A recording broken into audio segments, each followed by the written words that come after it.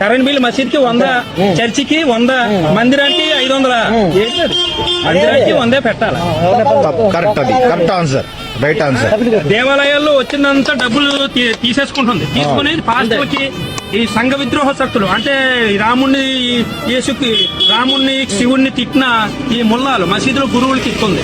గుళ్ళో డబ్బులు తీసుకో వాళ్ళ డబ్బులు వాళ్ళకి మసీదులో డబ్బులు తీసుకుని దర్గాలో డబ్బులు తీసుకుని అజ్మీర్ దర్గా, బయ్యవరం దర్గా, ఇసాక్మణి దర్గా, రొట్ల పండుగ దర్గాలు డబ్బులు ఇవ్వాలకి. వాళ్ళు గన్నులు కొనుక్కుంటారో తలవాళ్ళు కొనుక్కుంటారో గుళ్ళో డబ్బులు తీసుకెళ్లి వాళ్ళకి ఇవ్వడం ఏంటి? ఆడు దేవుడి ప్రసాదం తిన్నాం. అల్లాయే ఇంకా ఎవడు లేడు దేవుడు. రాముడా ఆడ పనికిమాలోడు పిల్లల్ని తీసుకొని డబ్బులు ఇస్తాం. గుళ్ళు దేవాలయాలు, ధర్మాలయాలు.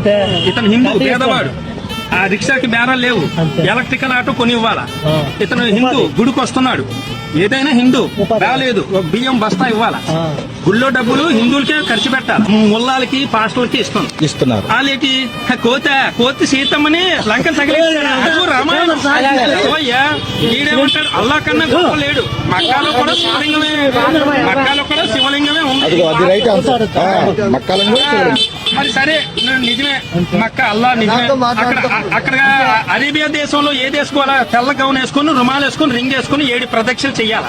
5 కోట్లే నమాజు. 7 ప్రదక్షిణలు అంటే వివాహంలో చుట్టూ 7 అడుగులు వేస్తారు. వెంకటేశ్వర స్వామి కొండలు 7, సప్త ఋషులు 7, సప్తవారాలు 7 సార్లే శివలింగం చుట్టూ సాయిబులు తిరుగుతారు. మక్కాలోని ఈ పంతులు గారు, గుళ్ళో పంతులు గారు పంచి ఇలా క్రాస్ వేస్తారు. క్రాస్ ఆ బట్టలు వేసుకుని 7 సార్లు తిరుగుతారు.